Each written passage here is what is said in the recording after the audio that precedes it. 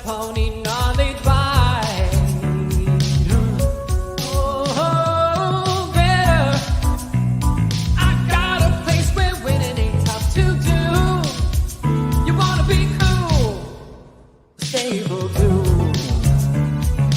Your horse racing fantasy come true. But no, stable do. Download the Stable Duel app and play today. February the 10th. Happy Friday to everyone. It's a big weekend. We've got the big game coming up. We've got the Eagles and the Chiefs this weekend. Lots of money to be made. Lots of money on the line. And we have some big Stable Duel games like we do each and every day to talk about. Barry, it's a cool weekend down in Florida because Gulfstream always has big weekends at this time of the year. Every single weekend is a big one. But Tampa has a nice weekend. You also are someone who's done some work with Tampa, rocking the bill right there. And they have 4 stakes races coming up on Saturday this weekend. And both on Friday and Saturday, they have Stable Duel contest, Kentucky Derby points on the line. And the prep races are good. The Suncoast, the Philly prep races, you see 2 of the best 3-year-old fillies right now that are going to be showing up in that race. We've got some good racing at Tampa to talk about this weekend. Oh yeah, the card's very, very good on Saturday. And funny enough, one of the better races is the last race of the day, which is a maiden special weight for fillies on the grass. Hopefully it won't get washed out, but all the big outfits are there. They got some horses there unveiling, so it should be a good day. And Barry and Matt DeSantis, who you usually see with us here each and every week. Matt will be back with us next week. I want to give a shout out to Matt. Matt, who's our good friend. He lost his longtime pup, little Maya, 16 and a half years old. And Matt was just a dog lover for sure. This was someone that's been super important and a big part of his life for a long time. So shout out to Matt. It's always so tough when you have a member of your family like that you lose, that's with you for such a long part of your life. And the reason why we're sitting here doing this show is because we love animals. Yeah. It all comes down to the horses. We do. And so very sad stuff for our buddy Matt DeSantis, who will be back with us next week and help get us all set up for these big Stable Duel games and best bets. As we got Gulfstream Friday, Santa Anita Friday, and then we'll talk some Tampa for Saturday, as well as Gulfstream and Santa Anita for those two. And then, Barry, with what's coming up this weekend, if I had any opportunity to get a chance to sing, because when the sun shines, we'll shine together. Told you I'd be there forever. Is that the one? That's the closer. That's the closer. So I've already got a couple okay. of my wagers locked in. So here we go for for some of the major ways that I'm playing this tonight. I think that is your closer, because what's kind of funny is the 2 songs that are most likely to be played in the halftime show are We Found Love and Umbrella, which both make sense to me. And what's funny is that We Found Love is like 12 or 15 to 1 to be the opening song. That doesn't make sense. How can a song that is almost guaranteed to be in the set be such a long shot? I'm looking at this too logically, right? Like as I'm like breaking down the halftime show odds, because I can see it right away. I could see the first thing we get, yellow diamonds in the light. Now we're standing side by side. I can see that be the first, and that's like 15 to 1. I'm pretty positive Umbrella will be the last. You can get Jay-Z out there with Umbrella, and then you can have some of the props, the background dancers with the umbrellas twirling around. Anytime you get the props out there, that's usually one of the final songs. I have spent hours on YouTube watching Rihanna's concert sets. Breaking down the Super Bowl halftime shows. I am ready. And then my one for sure, I think we're going to get Eminem in there, because there's 2 Eminem songs that would make a lot of sense. You could have just a quick little 2 minutes of Eminem. You bring him in, Love the Way You Lie, Monster, and then you move on to the next one. So Eminem showing up plus 400. So couple fun ways to play the halftime show. Had to get away for me to sing a little Rihanna on this one. Ella, O- Ella, only Ella. horse players would break down a Super Oh, Bowl a halftime show Super Bowl just like and look that. at past So performances. past performances, race replays, everything for the halftime show. Okay, let's have some fun, Barry. Let's make some money for the folks today at Gulfstream Park. You're going to be looking at races at Gulfstream Park today, 6 and 9. I'm going to be looking at races 5 and 6. So let's see if we have any overlap today in race number 5, or in race number 6. I'm going to start with the 5th race. We head to the synthetic. And in this 5th race, it's an optional 20 claimer. 5 furlongs on the synthetic. I'm going to go to the number 5 in here, Game Boy Benny. So we can take a look at Game Boy Benny's last race. It was only his second start on the synthetic. He's the 9 in this race. But notice the 5 and the 7, both of his rivals are also in this race. 2 horses that he's going to be facing a little bit later on. So we're looking again at Game Boy Benny, who is the 9 in here. Fine start. Like, he's right with the group. The only problem is there's like 4 or 5 other horses right to his outside. So you know what's going to happen with Benny. He's just going to get parked wide in a short run into the turn like this. See where he is, way out in the middle of the track, and he just has to end up kind of shuffling back and settling back a little bit farther than he would like, because he's in the third. He's 3 wide right here. What do you want him to do? You want him to just kind of sit 4 wide all the way around? Not the easiest of trips. I actually think he runs pretty well in here. Keep in mind that he gets by both electronic and Be By the Sea. And if we're just playing the common rival game, watch Benny as he angles to the outside now with the red cap. He's widest of all, and he's going to pick up some pieces late. This horse is 8-1 on the morning line. And the 7, who he runs right by, Be By the Sea, is 7-2 on the morning line in here. I mean, if we're just playing that value game, as we see Benny get up for third, I think in a race like this with some other horses that just are a little too short, he's offering us some pretty nice value, especially in a stable duel situation. And this is only his second start. He's only made 2 starts on the synthetic. Barry, I think there's a little bit of upside for him on there. You kind of dive into his recent form. He has a pretty good third, a win at Hawthorne, and then 3 starts back. He's just in too tough against Stakes Company at Churchill in a race that comes up sloppy in the claiming crown. So I can put a line right through that, and all of a sudden his form here is pretty good.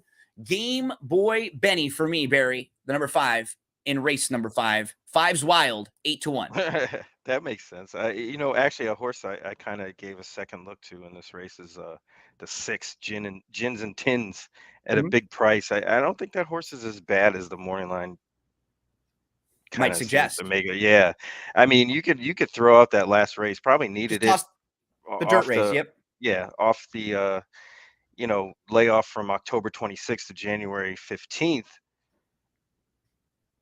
More logical spot this time. I can't see this horse running badly. I mean, at that kind of price, Big price. I mean, the 7-year-old has 10 runner-up finishes. I mean, you gotta have to at least use an exactas and tries at a big price. Gins and Tins, a possible big long shot to include for long shot racing stables. Gins and Huh, Tins, number there you 6 go. in race 5. So we both move right next door. We'll go a mile on the turf. Talk to us about who's on your radar in race number 6. So in race number 6, which is a maiden optional claimer, 40,000, going a mile on the turf. Races like this tend to have career maidens. And Yeah. there's a bunch of them in here. Horses Yeah. that haven't broke their maiden in 10 plus starts. I mean, Jerry's Turn, the one Yep. horse is 0 for 24. Racket 0 for 11. Bunker Hill 0 for 10. I try to stay to horses that haven't run very much, or More lightly raced. yeah, because they haven't proven themselves to be quote unquote losers yet. So by default, I ended up on number 6, Sedona Red. Oh, here we go. We're both on Sedona Red. Yeah. Yeah, I mean, he makes a lot of sense here, given everybody else's body of work. And it's just like by attrition, I just landed there because everybody else doesn't look any good. If you didn't even watch the race, and I'm going to pull it up in a second, and you just looked at Sedona Red's running line, and you compared him, who was beaten 3 3/4 lengths in a race with Testa and Papa Joe. Those It's right horses there. are 3-1 and 7-2, and he's 15-1, and he was a length behind the both of them in his first start in a race where he had a bad trip. Yeah, he's It just wide. doesn't Yeah, make he's sense. just yeah. Like he honestly should be like 6 or 8-1 on the morning line in this That's race. probably what we'll get. I And would and think. and if we Turn if we and the don't opener. and we get anything above that, it's extreme value, and that's Gravy. what our job is, right? We're trying to Mhm. find, can we find some inefficiencies? So he's the 9 in this race that we're about to watch right here. And keep in mind, this is first time out going 7.5. That's not easy to do at all. Go 7.5 first time out. He had to sort of take back out of a tight spot early on. Now he's towards the back of the pack. He's like 8th or 9th in a field of 12 right here. And he's down towards the inside. You can tell he's traveling pretty well, but you can already see what's going to happen, what's going to develop. There's just not a whole lot of room in front of him, so he doesn't really have anywhere to go. He can't get up into the outside because there's a horse right to his outside, and there's nowhere to go in front of him. So he just sits and he waits and he waits. But honestly, this horse never gets a chance to run. He never gets any room. He never gets an opportunity to stretch his legs. And look at Testa, the 5, who sits second, gets a really nice trip. Papa Right, Joe he's is in sitting in third. They both have a chance. Those horses move right up into it with every opportunity. Watch our 9. He's sitting right behind, just still nowhere to go, just waiting down on the inside with a lot of room at the yellow cap, traveling well, a lot of good energy. Where's he supposed to go? Looking around. Let's try to move to the inside. Okay, here, we're going to go right here. Nope, this is going to get shut off as everybody else moves right. I mean, this is really sneaky for a horse like Sedona Red. Now he gets a little bit of room in between. He tries to stretch his legs, but he can't even go because he's going to run right up on the 12. Like, he's like right there with the same horses who are going to be way shorter of a price than him. Sedona Red for the sniper and for me, we're both on the number 6. He's 15-1 on the morning So line. we gotta do degrees of our law professor lock of the week. Right? I know. We have different ones. degrees. Like if we got a 2-star, you gotta yeah. name him something else.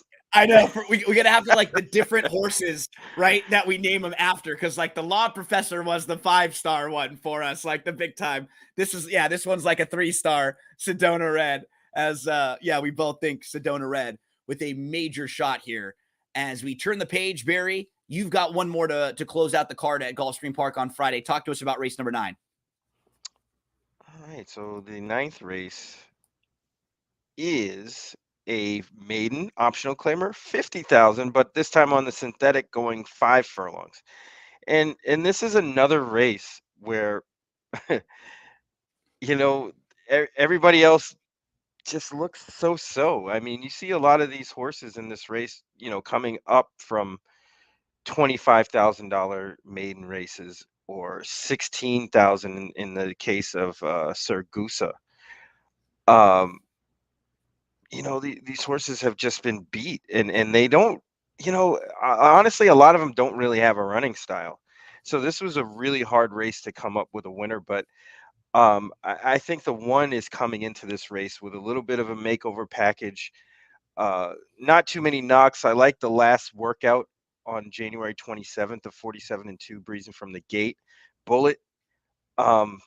Jesus, I mean, this is a really tough race, and you can't chalk out here. But No. I ended up going with the 1. I think this horse is kind of gotten a little bit of trouble in that last race too. Probably has enough speed to be up close and, just throwing a shot here.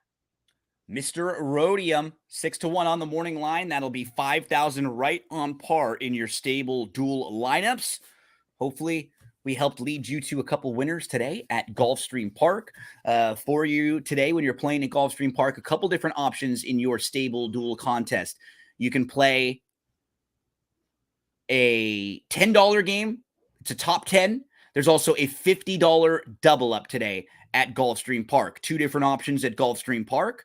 There's a $25 game at Santa Anita. It's a $3 max entry, and that's where we will head next over to Santa Anita to talk about a little bit of Friday action. Don't forget about those pick'em contests. They're back this weekend, Barry. I know you're always getting involved in those free pick'em contests. Because there's nothing like free. Whenever we can get a chance to Right? make some money on a free ROI, you're not losing anything. It's not going to impact you, even if you're dead last, and you could win $500. Pick'em.santanita.com. We also have those coast to coast pick fives between Santa Anita and Gulfstream, and then they're bringing back another one of those pick fives too. I think from the NYRA to Oaklawn, and it's all over the place with different stakes races. So lots of opportunities for you to wager this weekend. Let's go to Santa Anita. You're looking at races 2 and 8. I actually also have horses in those races. Talk to us about What? who. I know. Could we be on the same in a few spots today? Talk to us about who you're looking at in race number 2.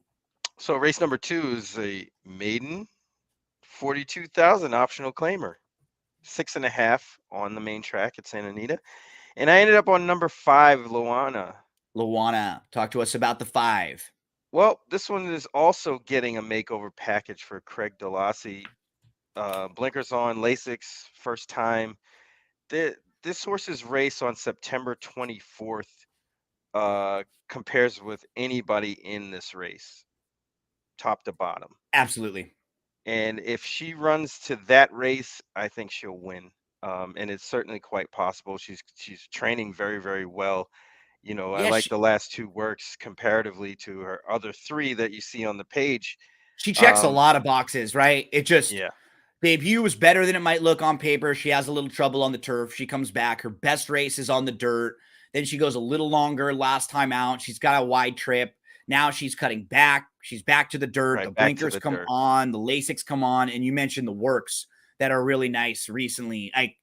She just check for a lot of the things that we look for. And she should be 7-2 plus. And if she's getting you 5-1 or so, like that's nice value. It Yeah. really seems like she's a nice contender in this spot. Yeah, I mean, there's going to be speed. I think Filthy Fast and Tennessee Moon are the quickest here, and they're going to go. So there's going to be enough pace for her to run into, and I don't think she'll have any excuses. Field isn't too big or anything like that where she can get No. into a whole bunch of trouble. She should be okay here. Yeah. And honestly, the exact trip that you're looking at is what I'm hoping for Whirly Girly down on the rail. Because I think she's got some speed, but just looking at the way this race shapes up, I don't think she's as fast as Filthy Fast, and I don't think she's as fast as Tennessee Moon. But she might be able to sit third, like right behind them. And that's what I'm sort of hoping for Whirly Girl. I think she's another one with the makeover package. So let's look at her debut. She's sprinting on the turf. She's right on the lead. She's in between a group of 4 horses that were really quick. She ends up like 3 deep at the top of the lane in between. She tires, she backs up. That's against maiden special weights. In her second start, they send her long again against maiden special weights. And she has a fast start, but she's chasing pretty quick fractions in both of those races. Going long, they were going sub 23 to the first quarter. And then she just sort of packs it in early. Now, drops in class, gets to the dirt. She has a dam that won. What's cool too is, when we're looking at DRF formulator past performances, we can click her dam won on the dirt, and she has a couple of winning dirt siblings, or just the one winning dirt sibling right here, not Let Charlie, who's a multiple winner on the dirt. So dam won on the dirt, at least a direct sibling that won on the dirt. Blinkers come off, dropping in class, getting Lasix for the first time, back to the dirt, and your leading rider Juan Hernandez jumps aboard. Like, you have a lot of things to like about the number 1 Whirly Girly, Barry. She's 8-1 on the morning line. She's only going to cost you $3,000 in your stable dual lineup. I think it's a very, very fair price in a race where you and I both attack a short field, just because it doesn't look like the favorites are all that imposing in this race, right? I think you're muted. Whirly Girly looks like the opposite or the mirror image Right? of Luana, Yeah. and I could definitely see that one stepping up and running big here. I would love- I'm really not particularly into these favorites. No, I hope Hernandez just gets her out of the gate quick and then watches and sits third. It's not always that easy, but when you have someone like him who's making all the right moves and you're getting 8-1 in what you pointed out, in a short field, so maybe we don't deal with as much traffic because it's not a field of 10 or 12, down on the rail. If the 2 speed horses go, he might be able to sit nicely just right in front. She might. And your horse, Luana, probably not too far off either. Maybe sitting fourth or so in this Right. race. They're probably going to try to get the same trip, Mhm. which, and that's fine with me. I mean, especially Yeah. if you're playing like the pick 4, you Yeah. could use those 2 and move on. Don't Absolutely. even use anybody And else. if in stable duel situations, there are races where you're going to have to double up at Santa Anita, and maybe this is one where you don't have to spend a whole lot on either, and you can use a couple. So that's race number 2, but we'll both bounce to race number 8. Barry, and in race number 8, we have a Calbred first level allowance. It's an optional claimer, 6.5 furlongs on the dirt. I'm going to look at the number 7 in this one. She's a girly girl. So I've got Whirly Girly, and then she's a girly girl right Well, back at. that's amazing Yeah. because I like that one too. Oh, look at that. Here we go. That's who I landed on. Awesome. I mean, if we just look at she's a girly girl, she won at this level back-to-back times in Right. August and September on the dirt. Those are the At ones Del I have Mar. highlighted on my screen right here. Like October 9th, September 9th. And then we see her up at Golden Gate. She's running on the synthetic in a few races. Those races are not bad at all. In fact, the December 10th race, she's in a stakes race behind a horse named Big Summer, who comes right back to win the Sunshine Million Filly and Mare Turf Sprint on January 7th at Santa Anita, earns an 87 buyer in winning that race, beats Eddie's New Dream and Alice Marble. That was a good group that Big Summer came back and defeated. And if we watch that race too with our girly girl, she's a girly girl, it's a little bit better than it might look on paper because she finishes 6th. She's beaten 4 lengths. It looks on paper like, okay, 6th. So she's the number 6 in this race. See, watch what happens though. So we see her. She's sitting like middle of the pack right now. And here is the top 2 runners at the top of the lane.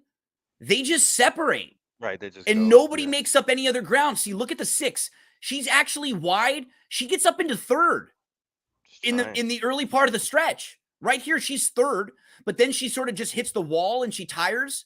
And she ends up going from 3rd to 6th in the last jump. Look at these 2 horses that pass her right at the end. So now all of a sudden, that race looks a little bit worse on paper than it might have been in reality when you're watching the race. Keep in mind that was also against first level allowance, open first level allowance. This is back in with Calbreds. You and I are both fans of Jonathan Wong too. Like if you can get one of his horses that's at a price that you know is going to come in and give you a good run for your money, a lot of times I'm going to look to including that horse in my exotics. Yeah, absolutely. I mean, he's right on it. I mean, he places his horses well. They win. They're always competitive in every spot that he puts his horses, and I don't expect anything less from this one. Although, I think getting back to the dirt is the key here for she's a girly girl. Her best races really have come on the main track. So, getting back to dirt, getting back with the company that she probably should be in, spells W. What were the guys on Saturday Night Live? Hans and Franz. Hans you little and- girl, you little girly man. Yeah. I'm going to pump you You up. up. Yeah, man. That Yeah, was the you know, best. I will give that was Dana Carvey, right? Like I think he doesn't get enough credit for the impersonations and stuff that he did. He could do a Church lot of good Lady. ones through the year. Yeah. Garth. Oh, Garth. Oh, from, yeah. Wayne's World. And, oh, man. Yeah. Yeah. Good stuff. Good stuff from Hans and Franz. You know why he doesn't get those accolades? Because he made that stupid movie, The Master of Disguise, which was just so bad. Cow, it was so bad. So bad. But you're right. No, that took a lot away from it. You're absolutely right. You're right. That's like when you go make when you're an athlete and you just make a bad, like Kevin Durant going to the Nets. Yes. Right. That's just bad decision. Like 3 years. Was you ain't never going to work out. Right. Yep. We could have all told you when you hitched your wagon to Kyrie. It's like you left the Golden State Warriors, Steph Curry, and the most awesome situation in the world to go be like, yeah, Kyrie's my guy. Kyrie and me. I'm going to be in a foxhole with that dude. Yeah. So that's a little look at Friday for myself and for the sniper as we make the move on over to Saturday. Now, Barry, if people want to find out more about Tampa on Saturday, because Tampa has a couple games, or Tampa has, I think, one game that they can all play. Let me just confirm on that. It's a $5 single, or excuse me, that was Friday. So for Saturday, $100 winner take all. There's also a $50 top 15 game, max 3 entries. 2 different big money games for Stable Duel for Tampa. And you and Matt went through a lot of that card, right? That's up on YouTube, and you Yes. can find that on social media. Yes, absolutely. Trusted Profits on their YouTube page. We went over the stakes races for Saturday. So 7 the through 10. 7, 8, yeah, 7 through 10. It's cool. So So if you got yeah, any of the folks out there that want a little more help with Tampa, we've got it taken care of for you. Barry and Matt took care of those races. I actually also covered those same races on my podcast too. So if you need a little bit of help, we've got extra help for you there as well with Tampa. So let's transition on over to Saturday Gulfstream and Santa Anita and get through some plays for that. We have that big coast-to-coast pick 5 coming up again between Gulfstream and Santa Anita, and it'll start at Gulfstream Park on Saturday with races 9, 10, and 11. Who are you looking to play? Which races are you looking at for Gulfstream for Saturday, my man? You've got 7 and 9. Okay, yes, cool. sir. Yeah, we both start in race number 7, which is a turf sprint stakes race, right? There are a couple good turf sprints on the card on Saturday at Gulfstream. Oh yeah, yeah. There's a couple of good races on that card. The 7th being one of them, which is the ladies turf sprint, going 5 furlongs on the turf course. And the favorite in that race, Miss J McKay, is just a horse that I cannot play. The horse may very well win. 7-5 morning line is expected to win, but I just can't do it. It's just a Especially closer. with her running style. Her Right, a running closer. style This makes it hard to play in a turf sprint at a short price with the likelihood of traffic, troubled trips, just so many different variables for what's going to be a 4 to 5 shot. not to mention an ice cold Joel Rosario right And now. Matt, like, this has now been at least the A 4th month, week a that month. we've been on this show and said it's going to start one of these weeks, right? But it hasn't at all. Not He's yet. still sitting right at 7%, exactly where he was like a month ago.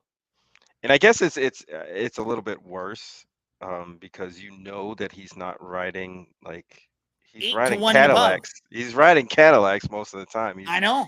He's on horses that have a good chance to win, and he's just not getting it done for whatever reason. Bad luck, just a whole myriad of things could go on. But I think that trend continues in the 7th race, and that's why I kind of looked elsewhere. I ended up on number 3, Imagery. This horse is second off the claim, but every time this horse has run on the turf, he's gotten better. And I think that's going to, impact this whole race, or this being in this spot. Because the last time the horse was claimed at Woodbine, comes to Gulfstream at the same trip, runs behind Miss J McKay, but I don't see how how this can set up well for Miss J McKay again. I mean, it just doesn't look, the pace doesn't seem I like it's going to be as quick. I She's agree going to with have you. to really overcome a lot to When, win at 7-5. So it's I'm funny against that horse. when even when we don't land on the same horses, a lot of the horses that we land on, it's for the same reasoning. And that, I think that's what is a good handicapper or a good gambler. There are going to be races where we're totally wrong, but the way we see this race unfolding is very similar, and the types of horses that we're looking at are very similar. I'm on the 6, One Identity. I Okay. think he's just going to sit, or she's going to sit a really nice trip. I think she can just sit just off the pace and get the jump. Like we're saying, I don't think there's that much speed in here. And her last race, what ended up happening is it's one of those things where she broke so well, it kind of screwed her, right? She's the 5. She's the 5 in here, and she caught such a flyer that she Like, I was don't know in. what to do. I'm out here. Well, she's What's going on? inside and she's on the lead. What do you want her to do? Not go on with it right there as the 5? Like you want her to take back right there and then grab a hold and get stuck and get shuffled? Well, no, she can't really do that. And now she's just got to battle. Like now she's just got to try to hold her ground on the inside and just battle it out. Unfortunately, she gets put in a bad spot, because it's just tough to be having to work out that trip from the inside. So now she kind of does get that shuffle back. And even after getting shuffled and kind of crossed over on, she still tries to come on again late. But the horse who gets the win is Trained to Artemis. Trained to Artemis sat perfectly right behind the 6 and the 5 that were battling it out. And Trained to Artemis just gets a beautiful trip. But the 5 was still running here and still kind of trying to make up ground in a kind of a tough, tricky spot in between horses. I think now drawn more to the outside and just getting more of a stalking trip instead of being sort of shoved down on the inside where she didn't get to get the trip she wanted. I think that's the trip that both you and I are looking for, like sitting third and getting the jump on Miss J. McKay, like getting in front of her. Yeah, I think your horse, One Identity needs a target. I think she runs better that way, and it looks like it. Unless she she's came just on superior. again, right? Right, yeah. After getting shuffled, she didn't back up. Normally, speed horses like that, once they're done, they just pack it in. Like, they don't come on again. But she wanted to come on and try to pass you again late. Yeah, and that took enough starch out of her. I mean, she ran a really good race to be third. So that's One Identity. Barry and I both on the same race, but with slightly different opinions. We're looking at the same type of horse, though, who could sit that nice trip. So that's in race number 7. Then we move to race number 9, which is a first level allowance, 1 mile and a 16th on the turf. Barry, you have a play in here. I also have a play in here. Talk to us about this 9th race going long on the turf. Yeah, this is a really nice race here for some young, improving horses.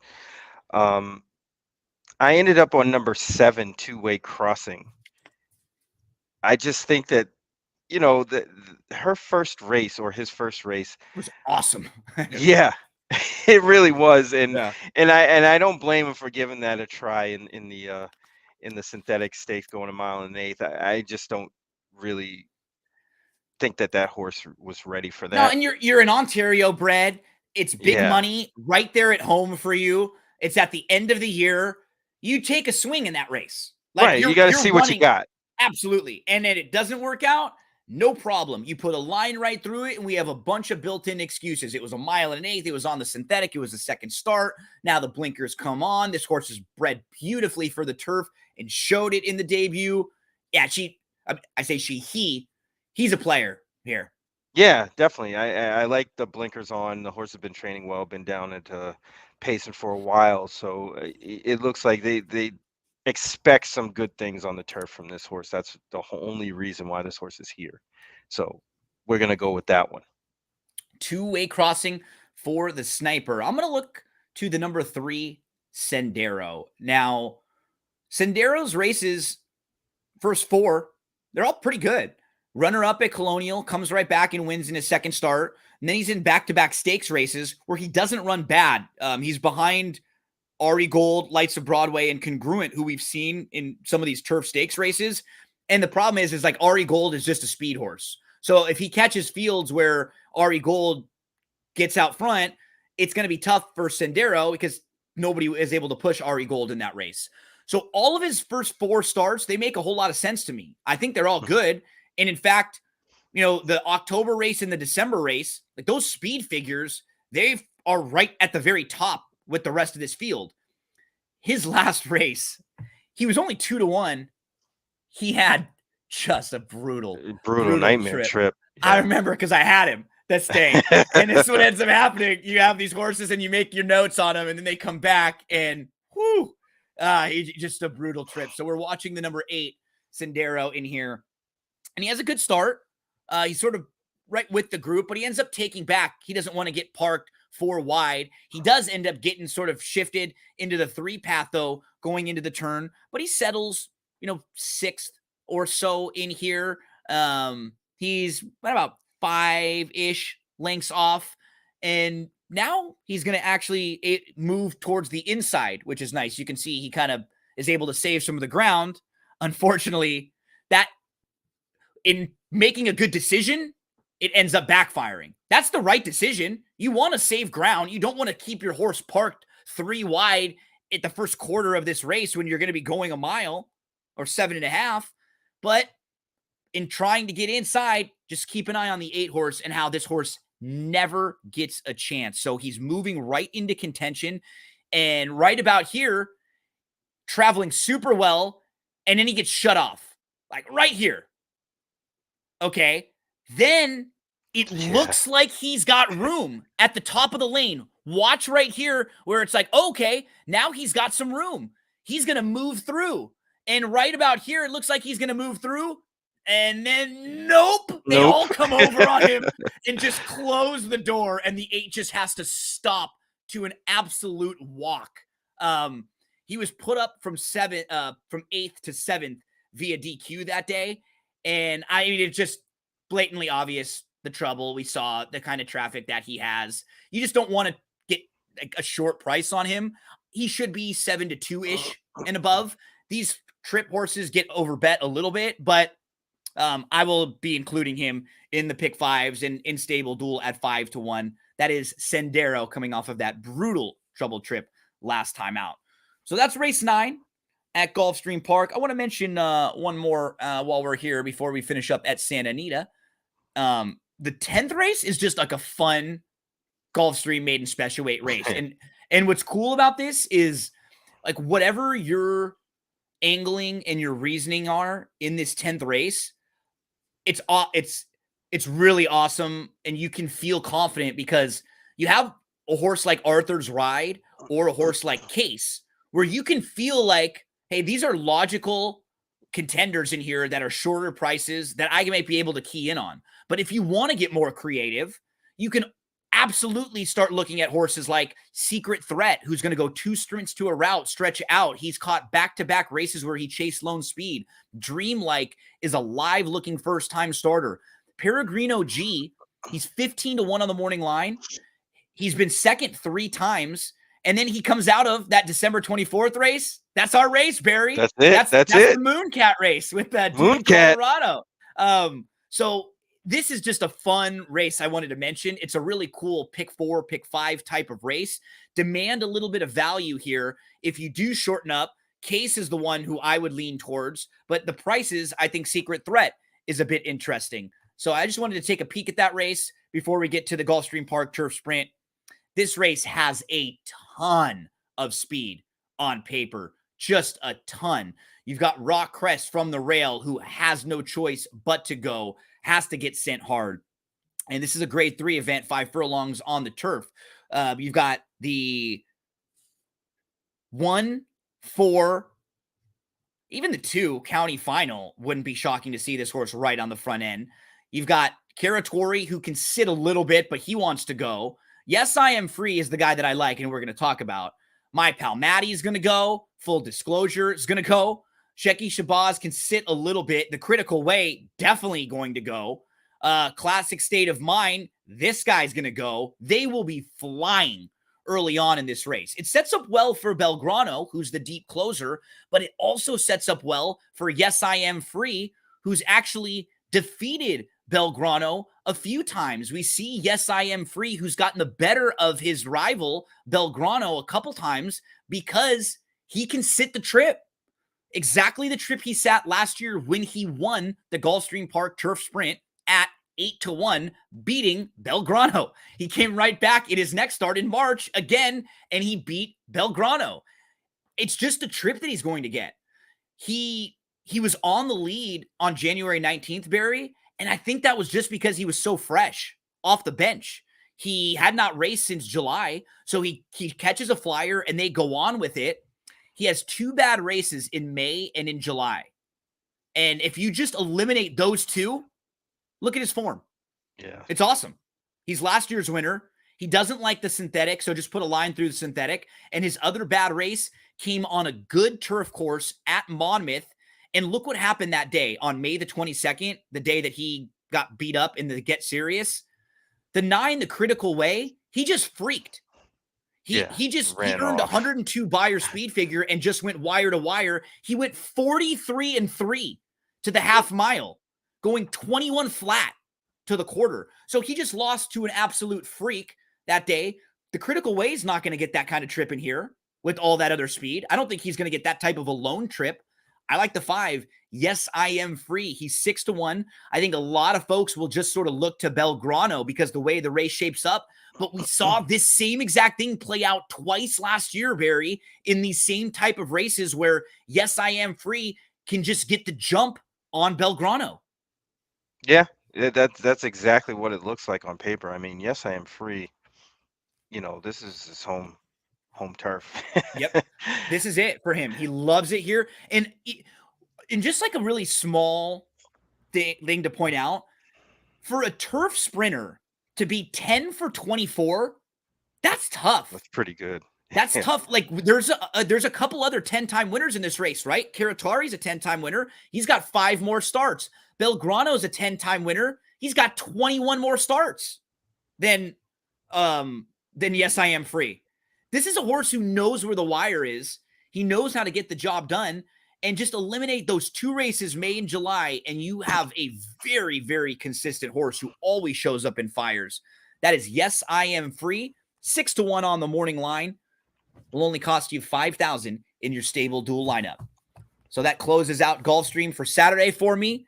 Barry and I will both head over to Santa Anita for Saturday. Let's talk about a couple races on the Santa Anita Saturday card, Barry. You're going to look at races 8 and 9. I'm going to take a look at races 3, 4, and 8 for Santa Anita, as we have a couple Santa Anita games that you can play on Saturday.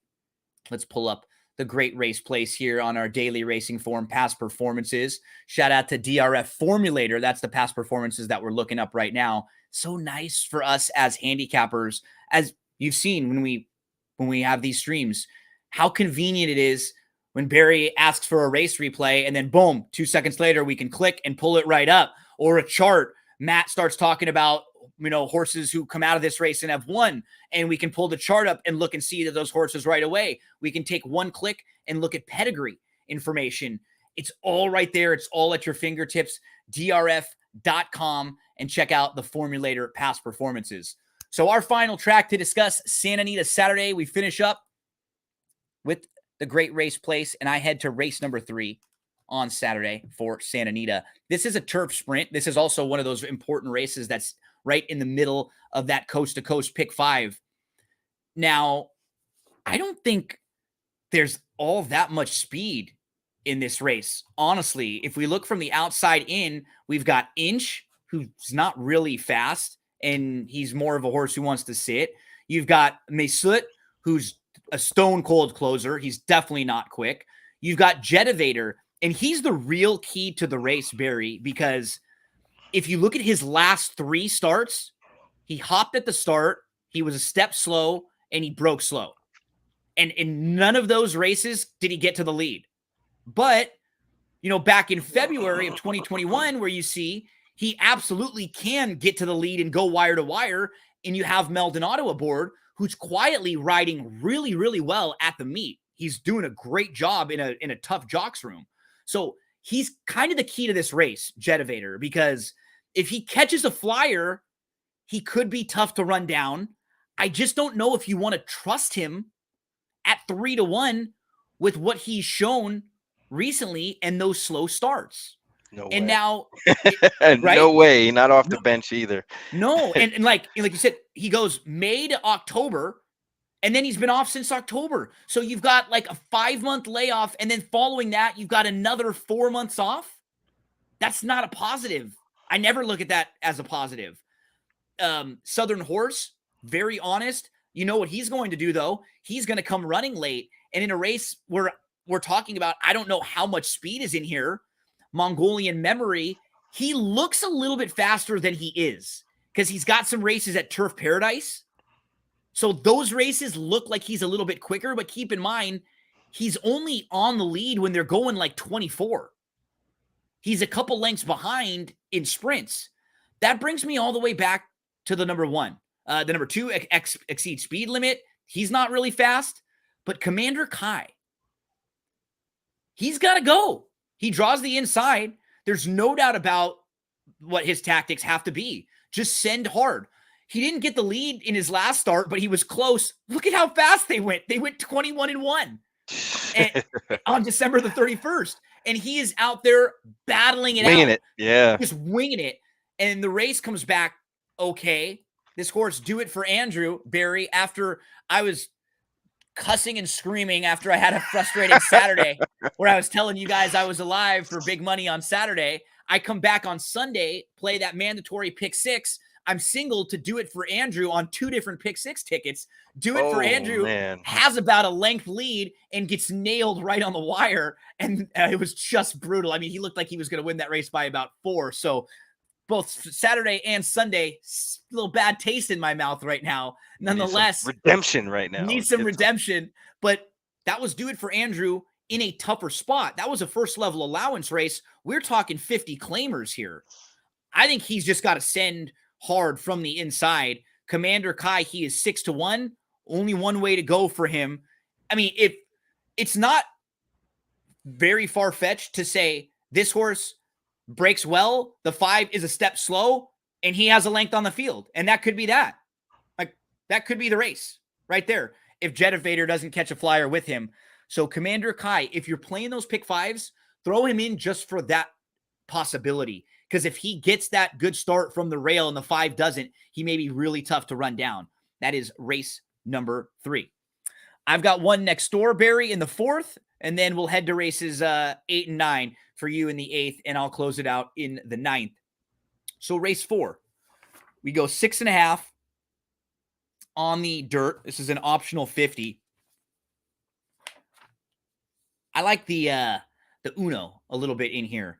Black Magician. It's funny because I just talked about a horse in the 3rd race, the number 1, possibly being Lone Speed in there. This might be another situation same sort of situation, like the 1 catching a flyer from the rail, sort of going through the rest of this group.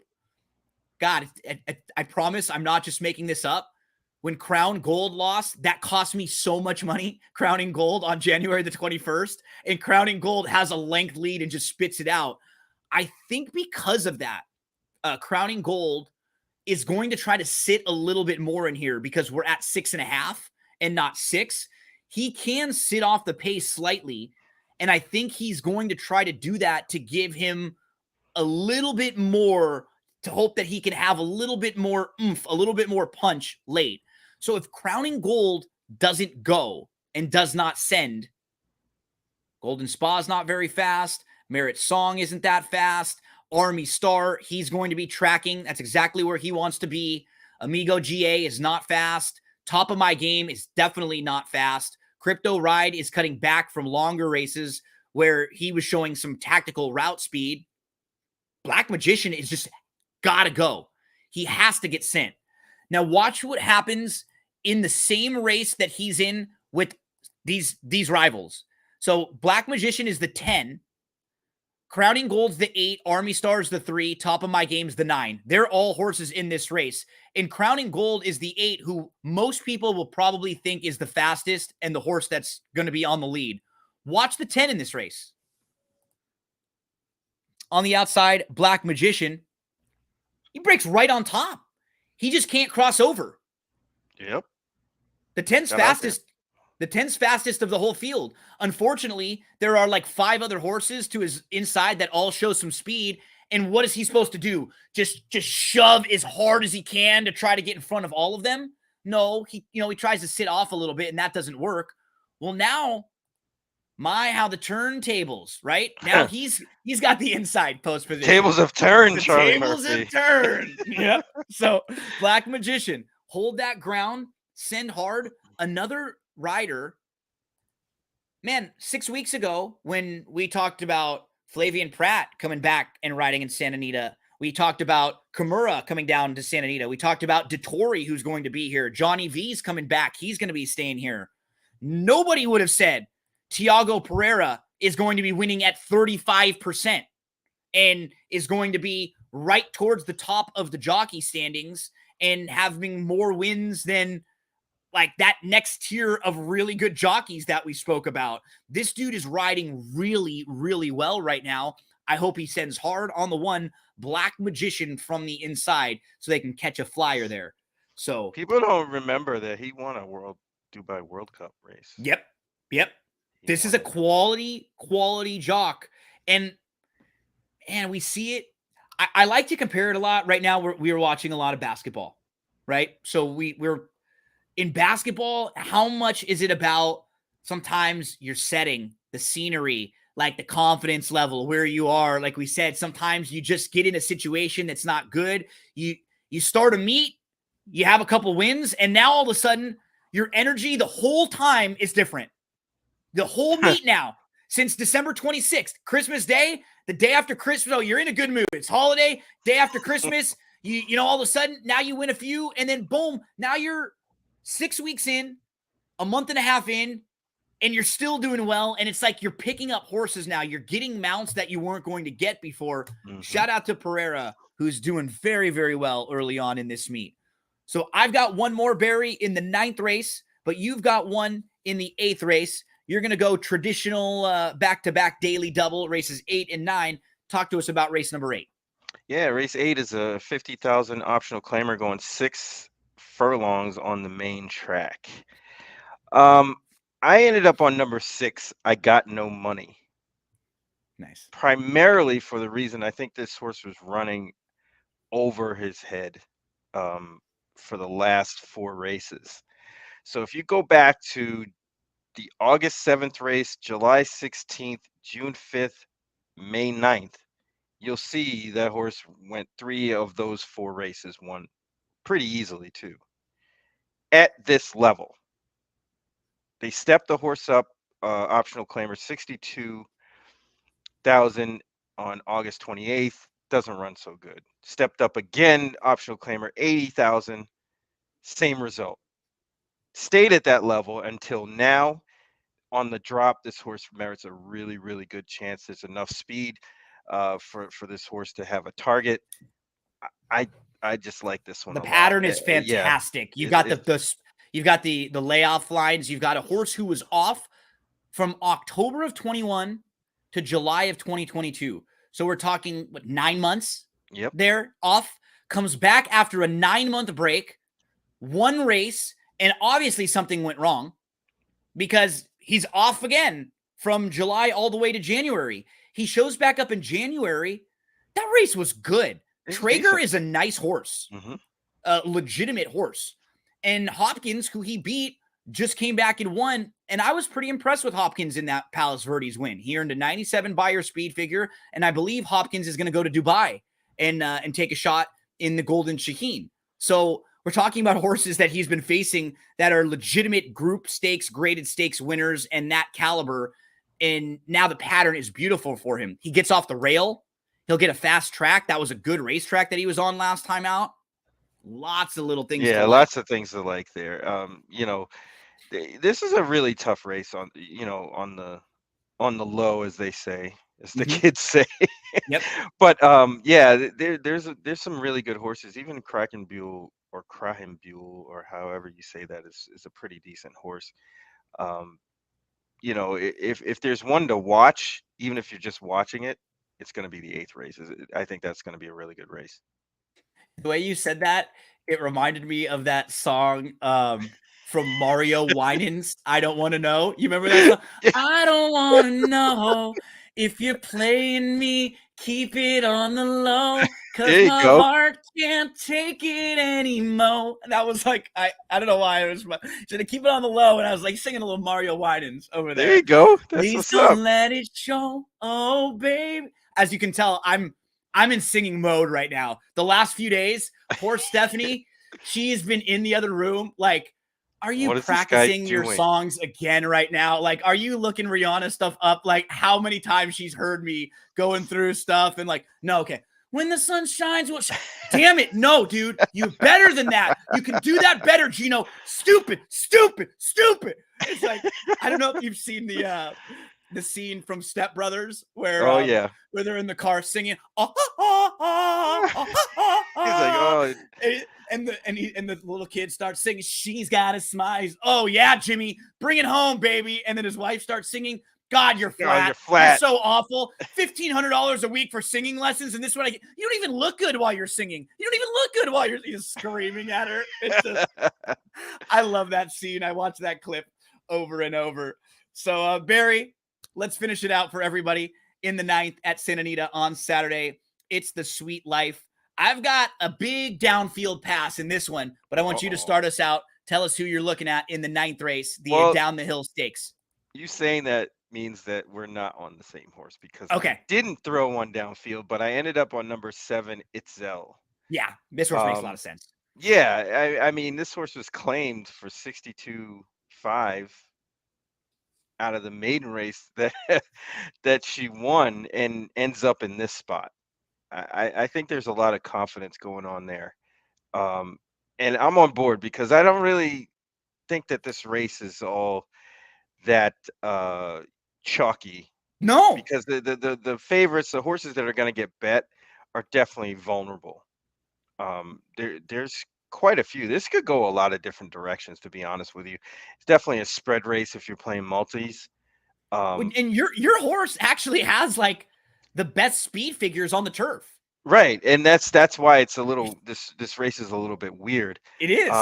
But I just think that that horse or the horse that I selected is better than the one that probably will try to go to the lead, which is fun money I for agree. 10. I don't really particularly like that horse, and No. if and I'm pretty sure Rispoli could kind of get this one to settle a little bit, which is fine. And that'll play very well here because I don't think there's a huge ton of speed, but if they try to go to the lead, I think they can get it. I agree. And you know what? Some of your reasoning is why I like the 5, Pleasant Wave at a big price. So let's just look at her 3 starts. Her debut, she's behind Ragtime Rose in that race on October the 1st. She does not run poorly at all. She's only beaten a couple lengths. She moves into contention. She makes a big 4 wide move, and she just flattens out a little bit in her first start. She comes back in her second start. She sits close, just sits beautifully, and she wins going 5. And then following that, they take a shot in a stakes race on the turf going long. Might have been a little too long for her. Might have been a little tough. And also, it was a good turf course that day. Now, she gets back to a sprint. She gets back to a firm turf course. And if we're just playing off of speed figures, like this is a very like simplistic way of doing things, but like her 65 when she wins her maiden race is not far off of the best speed figures that these horses have here. They're in the low 70s. Like your horse we talked about, Itzel, has the best one at 75 going wire to wire. And I'm hoping Pleasant Wave now cutting back from that mile to 6.5. I'd love to see this horse sit 3rd or 4th in here. Yeah, they're all evenly matched. I mean, it's going to be all about trips here. If Itzel can run them off their feet, I'm all on board with that. But after that, it could go a lot of different ways, and your horse does have some potential. I mean, you figure even if that horse has to improve a little bit, it's not a far leap Why to could go it from a 65 to, to a let's say, a 72? 72. Right? Right. Exactly. If the progression was there, and let's just say they never run in that Blue Northern race, right? Let's say they stay sprinting and she races one more time against, in a first level allowance race, and she does progress. Like then we're talking about her as a 6 or 8 to 1 shot and not a 20 to 1 shot if she's got one more running line that says 69 or 70 instead of 58, right? And we can legitimately excuse that last race because we've said the turf course, the competition, the distance all might have been a little too much for her. Pleasant Wave. We'll see if we can get a big one home at 20 to 1. Barry likes the 7 Itzel at 6 to 1. Barry also was on the Steve Bick show this morning, dishing out some plays. You could hear Barry talking all about Tampa with Matt DeSantis. Busy weekend for you, man. You're all over the place, right? Man. All over the place. Parents are coming into town today. Oh, awesome. Everybody, we're doing it big, man. Tell Mr. and Mrs. Spears hello and thank them for me personally for raising a fantastic son. All right, man. For raising a fantastic son. You're a good dude and love working with you each and every week. Now, I will send you a few. I put you and Matt in for a couple free Super Bowl squares. So I'll send you Oh. some of your numbers. I also put Breezy in for a couple squares too. So I figured boy. if you guys are watching the game, you could have some fun and you guys could go back and forth and talk a little trash with each other. And maybe Breezy could win a square or two. So I tossed Breezy in the Breezy in a couple extremely for you. lucky, that kid. I figured so. Maybe we could get Breezy some winnings there. I put a few in for you. I'll let you know. Everyone out there, hopefully you have a fantastic weekend. Good luck if you're playing the big game on Sunday. Good luck if you're playing these races today. Make sure to get involved in the big stable duel contest tomorrow at Santa Anita, at Gulfstream, and at Tampa Bay Downs. Heck, tomorrow there's Tampa Bay Downs with the Sam F. Davis. We've got the Withers, which is rescheduled from last week. We've also got the El Camino Real Derby up at Golden Gate, where the one is named Gilmore, trying to win that gold jacket like I never did, right? Gold jacket, green jacket, who gives a shit? As we get Happy Gilmore. And I love Barry Spears. I love all of you, and I appreciate you hanging out with us on this Friday morning. Folks, have a great weekend. I'm going to say hello to a good friend of mine right now. His name is Joey Cleveland. Better, you want to spread your pony knowledge wide. Oh, better, I got a place where winning ain't tough to do. You want to be cool, stable too. Your horse racing fantasy come true.